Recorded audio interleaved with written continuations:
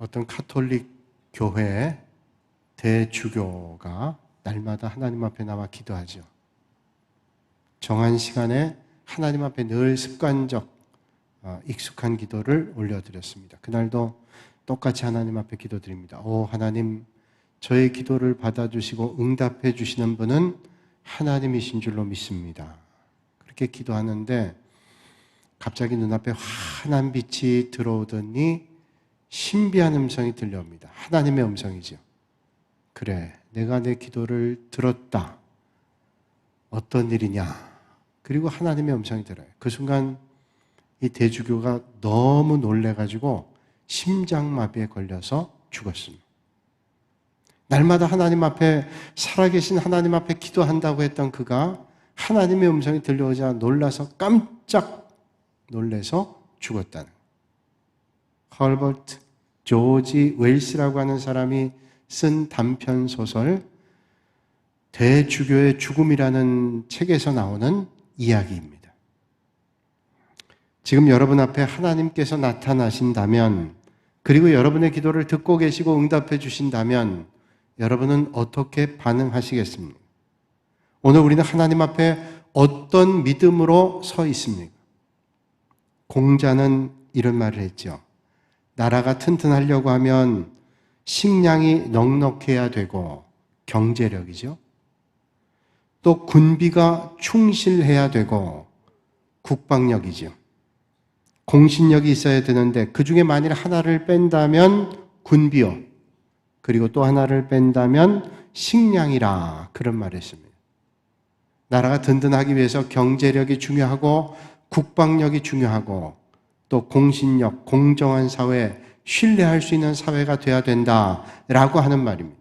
그 가운데 두 개를 뺀다면 경제력과 국방력, 뺄 수 없는 일이죠. 그런데 그걸 빼요. 더 중요한 것은 공정한 사회, 신뢰할 만한 사회가 돼야 된다. 오늘 우리는 그런 걸 경험하고 있죠. 말로는 그렇게 떠들어댔는데 전혀 신뢰하지 못하는 일들을 우리는 만나게 되죠. 세상의 기준에도 믿음으로 산다는 게 얼마나 중요한 일인지 모릅니다. 그런데 그 믿음은 어떤 믿음이어야 될까요? 오늘 본문 말씀에 예수님께서 배 안에서 잠이 들었습니다. 그런데 그때 풍랑이 일어나서 제자들은 우리가 죽겠다고 외칩니다. 그때 주님은 파도를 꾸짖고 바람을 꾸짖고 잠잠하게 하시고 제자들을 향해서 이렇게 말씀하십니다. 너희 믿음이 어디 있느냐? 주님께서 그들과 함께 계시고 있음에도 제자들이 공포와 두려움 가운데 빠져 있는 것을 책망하셨습니다. 그럼 예수님께서 왜 이런 제자들을 책망하셨을까요? 사실 갑작스러운 풍랑과 큰 파도를 만나서 배 안에 물이 들어오게 될 때 두렵지 않겠습니까? 또 그게 무섭지 않겠어요? 어떤 사람이 배를 타고 가는데 갑자기 큰 파도가 치고 풍랑이 일어나서 바다에 물에 배가 요동치고 바닷물이 배 안으로 들어올 때 어떤 사람이 요동하지 않겠어요? 두렵지 않겠습니까? 그런데 주님께서 제자들을 향해서 책망하시듯 너희 믿음이 어디 있냐 말씀해요. 이건 도대체 우리에게 어떤 것을 말씀해 주고 있을까요? 예수 믿는 사람들은 적어도 세상 사람들과는 달라야 된다는 거예요. 세상 사람들은 파도가 치고 풍랑이 일어 배 안에 물이 들어올 때 요동한다 할지라도 믿음의 사람은 적어도 그러지 말라는 말씀이에요. 도대체 어떻게 그럴 수 있을까요? 52세의 나이로 실명을 한 사람이 있습니다. 사실 날 때부터 실명한 것도 불행한 일이지만 세상의 사물을 다 보고 있다가 앞을 보지 못한다, 중도의 장애를 입는다고 하는 것은 더 큰 고통이죠. 제가 알고 있는 어떤 분도 중도의 장애를 입었습니다. 너무 힘들어요. 그건 생각보다 훨씬 힘듭니다. 몇 번이고 삶의 끈을 놓고 싶을 때가 있었다 그래요. 믿음이 있기 때문에 하나님을 바라보고 이겼다는 얘기를 들었어요. 참 훌륭하다는 생각이 들었습니다. 그가 52세 나이에 시력을 잃게 되니까 너무 힘들었어요. 믿음으로 이겨냈습니다. 그런데 그 어려운 중에 자기의 눈이 되어줬던, 눈만 대줬겠어요? 앞을 볼 수 없으니 손과 발을 사용할 수 없죠. 그런데 눈과 손과 발이 다 되었던 아내가 죽게 됩니다. 그런데 자기를 대적했던 정적자들이 이 앞을 보지 못하고 사랑하는 아내마저 세상 떠난 그 슬픔의 순간에 고발을 했어요. 그래서 어려움을 겪습니다. 그를 알고 있던 가까운 사람들이 그는 틀림없이 시리에 빠져서 죽고 말 거야. 절망에 빠져 아무것도 못할 거야. 라고 생각했어요. 그러면 안타까워했습니다. 그러나 바로 그는 모든 절망을 극복하고 그런 일을 겪고 난 지 15년 뒤인 1665년에 불후의 명작인 신락원이라고 하는 글을 썼습니다. 우리가 잘 알고 있는 밀턴이라고 하는 사람이죠. 밀턴이 이런 말 합니다. 정말로 비참한 것은 앞을 못 보는 것이 아니라 그 환경을 이겨내지 못하고 그냥 주저앉아 버리는 것이다 라고 얘기했어요. 정말로 비참한 게 뭐예요? 앞을 못 보는 게 아니라 어떤 장애를 가지고 있는 게 아니라 극복하지 못하는 그 절망, 그게 더 비참한 것이라고 말하고 있는 거죠. 적어도 믿음의 사람들은 고난을 대하는 시각이 세상 사람들과는 달라야 됩니다. 오늘도 이 아침에 어떤 삶의 자리에 있다 할지라도 믿음의 눈을 크게 뜨고 믿음의 귀를 크게 열어서 하나님의 역사를 기대하며 믿음으로 살아가시는 여러분들이 되시기를 바랍니다. 바울은 빌립보 4장 11절 이하에 이렇게 말씀합니다. 어떤 형편에든지 내가 자족하기를 배웠노니 내게 능력 주시는 자 안에서 내가 모든 것을 할 수 있느니라. 바울은 어려움도 겪고 넉넉함도 느껴봤어요. 많던 적던 자족합니다. 그러면서 말하죠. 내게 능력 주시는 자 안에서 내가 모든 일을 할 수 있다. 내가 할 수 있는 게 아닙니다. 내게 능력 주시는 자, 그리스도 예수 안에서 내가 모든 걸 할 수 있다. 그러니 자기가 할 수 있는 그 모든 능력은 하나님께로부터 공급된다고 말씀하는 거예요. 여러분, 오늘 우리가 믿음으로 산다는 것은 내 능력과 힘으로 사는 게 아니라 내 안에 계신 그리스도의 능력과 힘으로 살아가시는 것을 믿으시길 바랍니다. 우린 지난 3일 동안 주승중 목사님 통해서 말씀에 큰 은혜를 받았고 그 가운데 주기철 목사님의 그 순교의 현장을 우리는 느끼면서 얼마나 은혜를 받았는지 몰라요. 저도 주기철 목사님에 대한 관심을 가지고 공부하고 논문을 쓴 적도 있습니다. 보통 순교자라고 하면, 그리고 어려움을 극복해 나가는 사람이라고 하면 건강한 사람이고 또 능력이 있는 사람이고 감당할 만한 사람이다라고 생각합니다. 주기철 목사님도 강한 사람이고 그래서 일제한 거 하고 그 일제 강점기 때 그 어려움을 이겨내고 순교했다라고 하는 생각을 가지게 됐어요. 그런데 그분을 대하며 공부할 때마다 우리와 성정이 똑같은 사람이에요. 고문을 하면 고통스럽고 비난하고 저주하면 아픈 사람입니다. 어떻게 그런데 그 고난을 이겨낼 수 있을까요? 생각해 보죠. 제가 부흥회 때도 잠깐 말씀했지만 주기철 목사님의 옥중에 이제 막바지에 다다라서 도저히 감옥에서 나올 수 없으리라고 생각할 때 오정모 사모님이 남편 주기철 목사님 찾아갔어요. 그리고 믿음에 격려합니다. 절대로 배교하면 안 됩니다. 왜? 너무 고문이 힘들고 힘드니까 배반하면 안 됩니다. 그런 격려를 하고 나가죠. 그때 감옥으로 돌아오면서 꺾어지는 길에 아내를 보면서 혼잣말로 이런 말을 했다 그러죠. 추운 겨울 평양의 감옥에서 따뜻한 숭늉 한 그릇이 먹고 싶다. 그렇게 강하게 보이는 분이, 모진 고문을 이겨낸 분이 마음속엔 연약함이 있어요. 약함이 있습니다. 나도 따뜻한 숭늉 한 그릇 먹고 싶어. 큰 욕심도 아니에요. 우리와 성정이 똑같은 사람이죠. 그런데 어떻게 그분은 그런 믿음의 길을 걸을 수 있을까요? 그 안에 계신 예수 그리스도께서 훌륭한 분이셨다는. 여러분, 오늘도 우리의 연약함, 우리의 부족함을 들어 쓰시는 그 안에 계시는 예수 그리스도께서 훌륭하셔서 여러분들도 믿음의 길에 훌륭한 믿음의 길을 걸으실 수 있기를 바랍니다.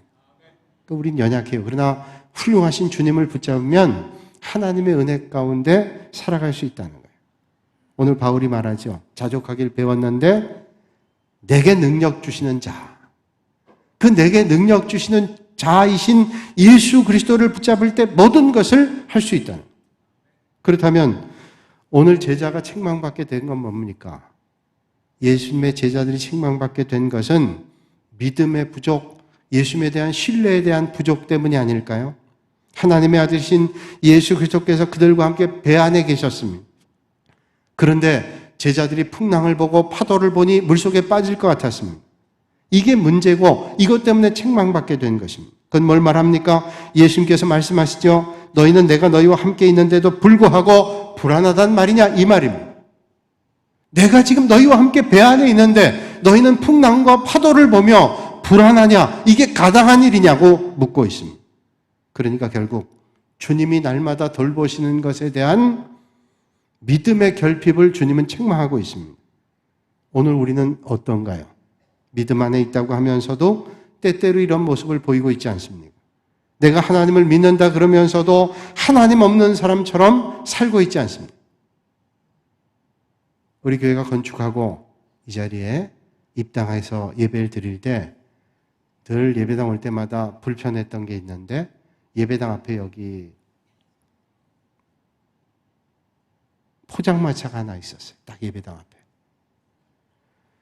그래서 그 포장마차에 불이 얼마나 휘황찬란한지 밤마다 예배당 보면 십자가 밑에 포장마차가 있고 음악 소리가 들리고 술 취한 사람들이 오고 가고 예배당 마당에 방뇨하기도 하고 이런 것들이 있어요. 늘 불편했어요.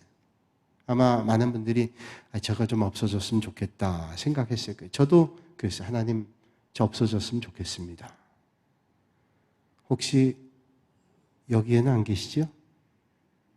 아마 계시면 회심하고 믿음 안에 계셨기 때문에 이해하리라고 생각해요. 그런데 한 몇 해가 됐는지 모르겠지만 없어졌어요. 참 다행이다. 그런 생각했어요. 어느 술집이 있는 지역에 교회, 예배당이 생겼는데 주변에 술집이 생기는 겁니다. 술 취한 사람들이 고성을 지르고 예배당 마당에 그 소리가 들리고 술 취한 사람들이 예배 드린 사람과 뒤섞이면서 아주 불편했어요. 교인들이 기도했습니다. 하나님, 저 술집이 없어지면 좋겠어요. 그렇게 기도했습니다. 그런데 어느 날 번개가 쳐서 그 술집을 때렸습니다. 불이 나가지고 전소했어요. 술집이 없어지게 된 겁니다. 그러자 술집 주인이 고소를 했습니다. 교인들 때문에 우리 술집에 불이 났다 고소를 했어요. 재판하게 됩니다. 재판관 앞에서 재판관이 묻습니다.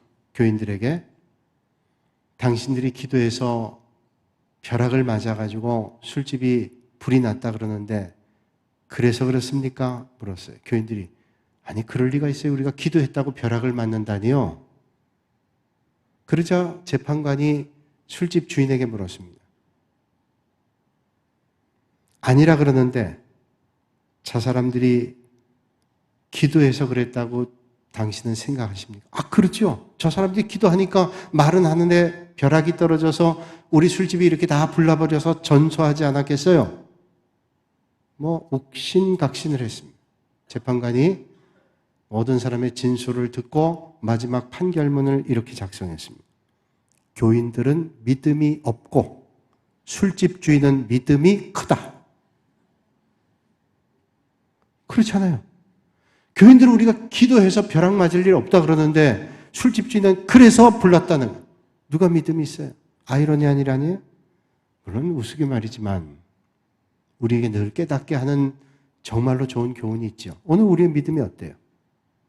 오늘 제자들은 풍랑 가운데 동요하고 불안했습니다. 믿음의 근본 되신 그리고 믿음의 대상이 되신 예수 그리스도께서 함께 있음에도 불안했어요. 주님이 있는데 불안했습니다. 그건 뭐 때문일까요? 믿음의 결핍 때문이 아닐까요? 주님에 대한 신뢰의 부족 때문이 아닐까요? 오늘 우리는 이 본문 말씀을 통해서 믿음에 대한 일반적 원리를 깨닫게 됩니다. 그 첫 번째가 뭐냐? 믿음과 시련의 문제.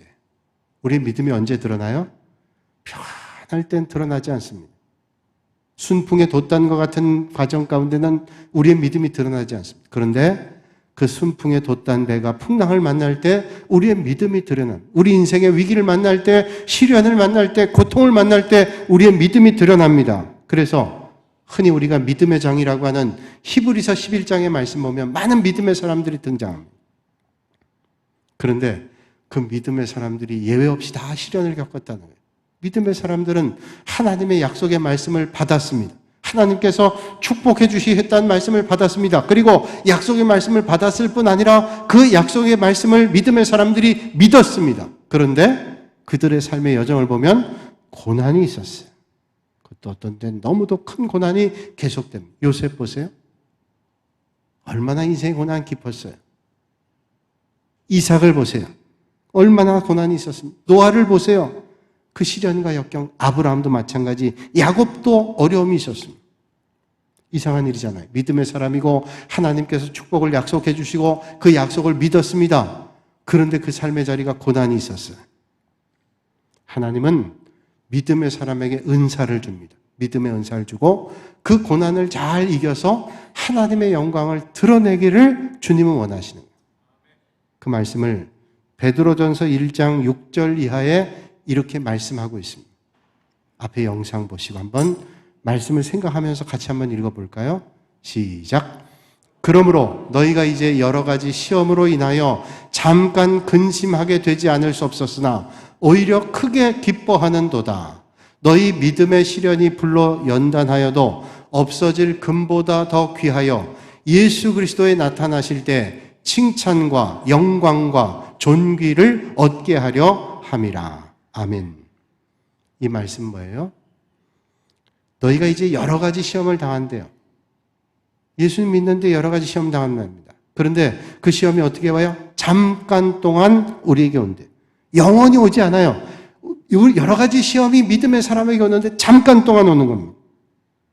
근데 기뻐한답니다. 왜? 이 잠깐 동안의 고난이 우리에게 기쁨을 주기 때문에 말씀하죠. 믿음의 시련이 불로 연단하여 없어질 금보다 더 귀해요. 그러니까 금이 아무리 귀해도 없어지는데 그보다 더 귀해서 결국은 장차 오실 예수 그리스도로 말미암아 우리에게 칭찬과 영광과 존귀를 얻게 하신다.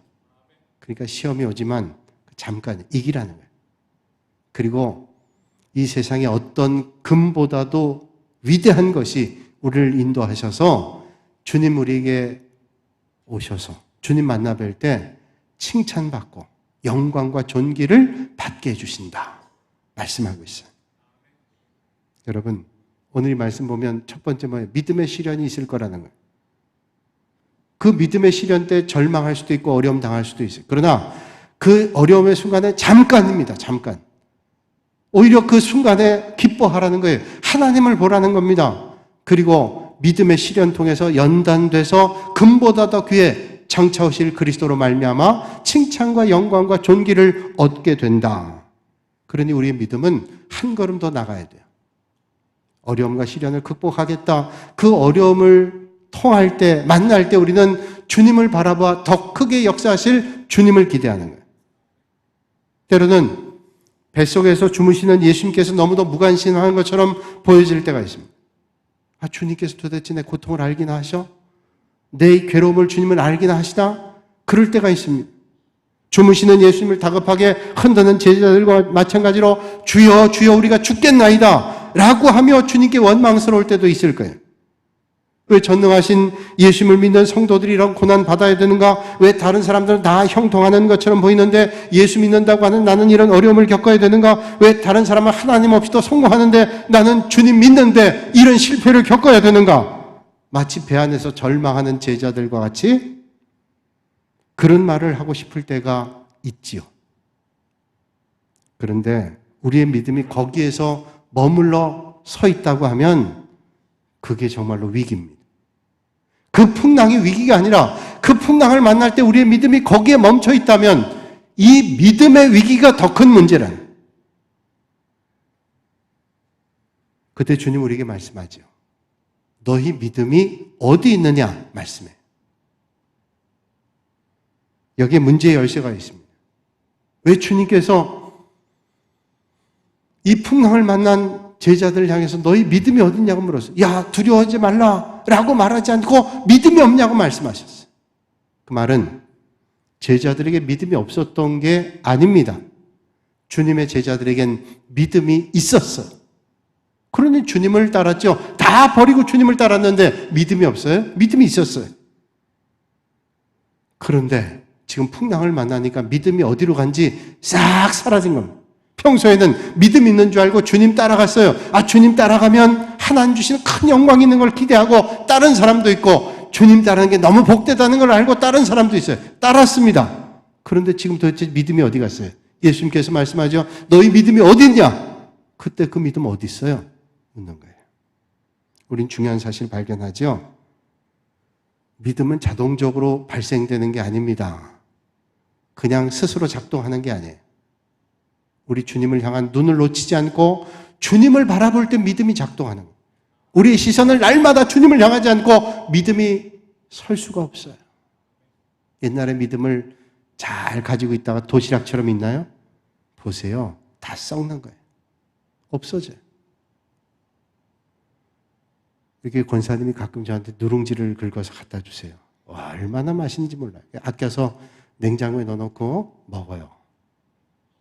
그냥도 먹고 끓여도 먹고 튀겨서는 못 먹고, 기구가 없어서. 근데 잘 놔뒀다가 어느 날 이제 제자 훈련 끝나고 먹으려고 그러는데, 그 아꼈던 누룽지들이 곰팡이가 났잖아요. 얼마나 아까운지. 그래서 그걸 뜯어내가지고 곰팡이 안 난 부분을 끓여 먹었는데 얼마나 맛있는지. 그게 다 마른 거였어요. 말라서 냉장고에 넣어놔서 곰팡이 날 일이 없는 줄 알았는데 그 안에 습기가 들어갔던 것 같아요. 곰팡이가 났어요. 여러분, 옛날에 믿음 내가 냉장고에 잘 넣어놨어요. 이건 상하지 않을 거라고 생각했어요. 그런데 작동이 안 돼요. 다 썩었어요. 여러분, 그 믿음이 무슨 소용이 있어요? 주님께서 묻잖아요. 네 믿음이 어디 갔냐? 묻는 거예요. 언젠가 신방 갔을 때 어떤 집사님께서 건강검진을 했는데 상태가 조금 의심스러워서 정밀 진단하자 조직 검사를 했어요. 그리고 결과를 기다리는데 신방 갔습니다. 그 집사님께서 걱정하면서, 정말로 걱정은요, 목사님, 제가 예수 믿는다고 오랜 세월 동안 예수 믿었는데 뭐 아무것도 아니라면 참 감사한데 혹시 상태가 안 좋아서 이게 암이라 그러면, 그리고 이게 경과가 좋지 않다 그러면 내가 어떻게 해야 될까? 그것 때문에 걱정입니다. 내가 어떤 반응을 할까? 제가 그런 말 했어요. 집사님, 하나님께서 도와주시겠죠. 그리고 모르겠지만 그런 순간이 올 때 우리에게 정말로 필요한 게 믿음이지 않을까요? 평소에 믿음 중요하지만 그럴 때 우리에게 믿음이 필요하죠. 삶의 위기가 오고 풍랑일 때 믿음이 필요해요. 주님 말씀하잖아요. 네 믿음이 어디 있냐? 풍랑이 일 때 믿음을 얘기하시는 거예요. 여기서 중요한 사실을 발견해요. 믿음이 어디 있냐? 어려움 만날 때 그 믿음이 우리의 삶의 걸음을 인도해 주신다. 여러분, 진짜 위기는 그겁니다. 어려운 상황에서 믿음을 드러내지 못할 때 큰 위기에 빠지게 되고, 그 믿음이 정말로 필요한 순간에 믿음이 작동하지 않는다면 그 풍랑에 두려워서 쩔쩔매는 거예요. 그때 주님이 내 믿음이 어디 있냐고 말씀하고 있는 거예요.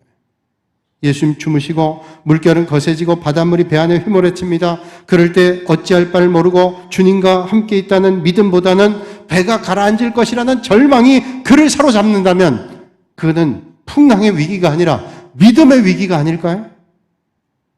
여러분, 위기 가운데, 절망 가운데 있을 때 다시 한번 생각하고 그 순간 우리의 믿음을 회복해서 주님을 바라보실 수 있는 여러분들이 되시기를 바랍니다. 데이빗 리빙스턴이라고 하는 위대한 선교사님이 있습니다. 이분은 중앙아프리카 내륙 지역을 선교했어요. 16년 동안 선교하다가 중앙아프리카에 있는 아주 험악한 종족에게 붙잡혔습니다.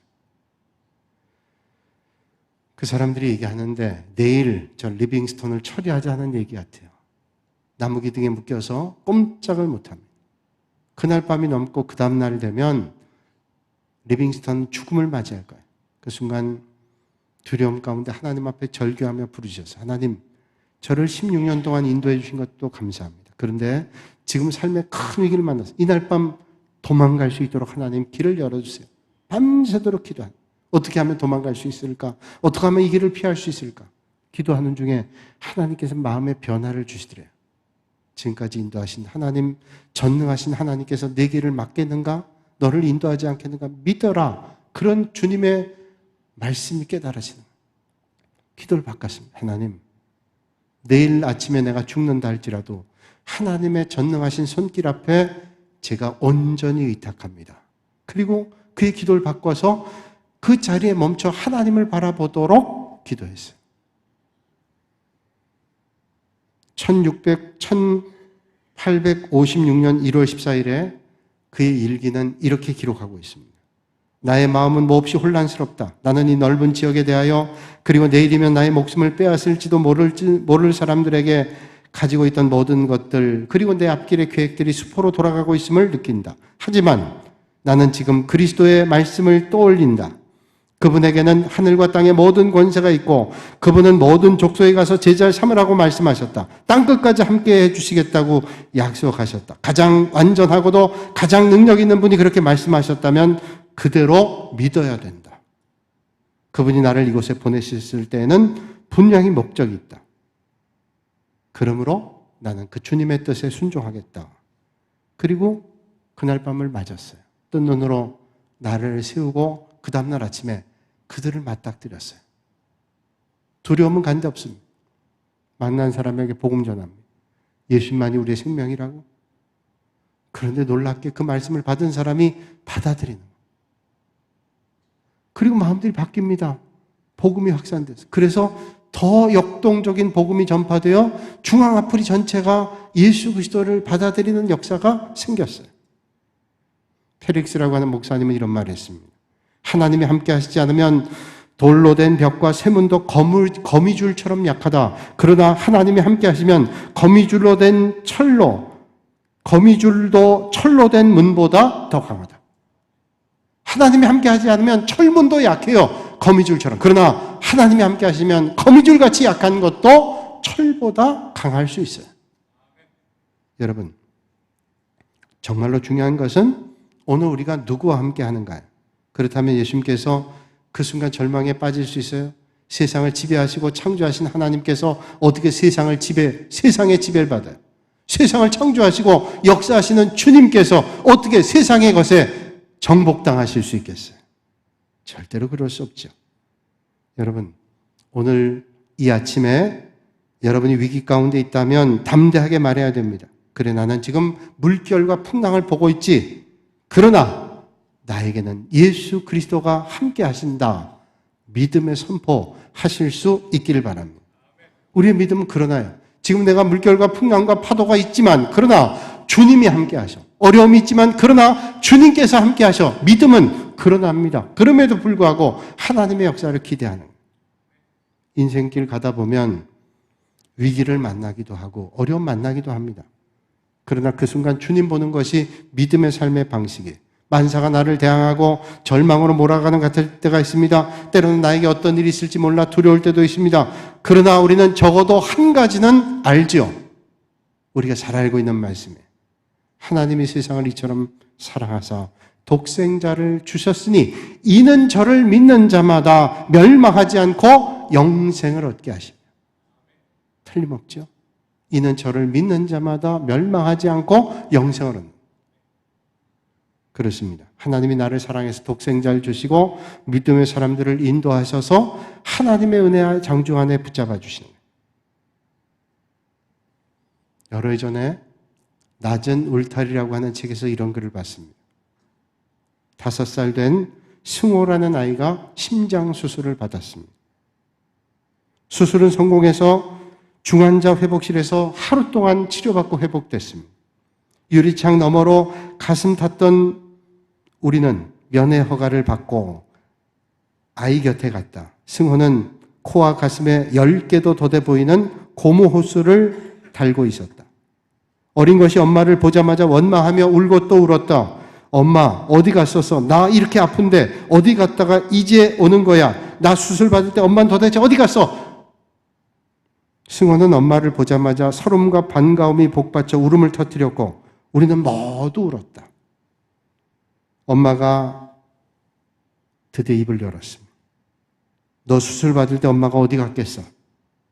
수술실 유리 밖에서 하루 종일 먹지도 않고 너를 위해 기도했단다. 내 고통과 함께 했단다.